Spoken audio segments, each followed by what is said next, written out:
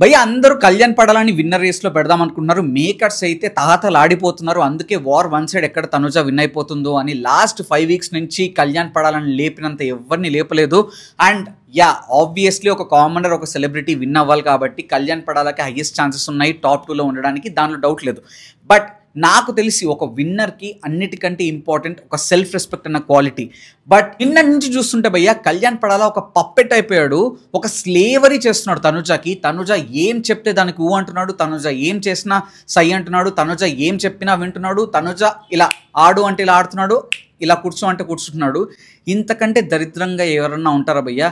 In fact చెప్పాలంటే కళ్యాణ్ పడాల కంటే కళ్యాణ్ పడాల ఫ్యాన్స్కి కొద్దిగా సెల్ఫ్ రెస్పెక్ట్ ఉంది, కానీ కళ్యాణ్ పడాల ఒక బానిసలా బిహేవ్ చేస్తున్నాడు నాకైతే మొన్నటి నుంచి చూస్తుంటే. శ్రీజ ఇచ్చిన ఇన్పుట్స్ తర్వాత కళ్యాణ్ పడాల ఫస్ట్ రివర్స్ అవుదాం అనుకున్నాడు తనుజకి, బట్ ఇది వర్కౌట్ అయ్యేలా లేదు. తనుజకి క్లోజ్ ఉంటేనే నాకు ఇంకా లాంగ్ రన్ ఉంటుందని తనకు అప్పటి నుంచి అర్థమైంది. అందుకే అప్పటి నుంచి చూసుకుంటే ఇంకా దగ్గర అవుతున్నాడు. ఇంకా లాస్ట్ వీక్స్ వచ్చేటప్పటికి ఇంకా దగ్గర అయిపోయి ఇంకా తనకు బానిసలా బిహేవ్ చేస్తున్నాడు.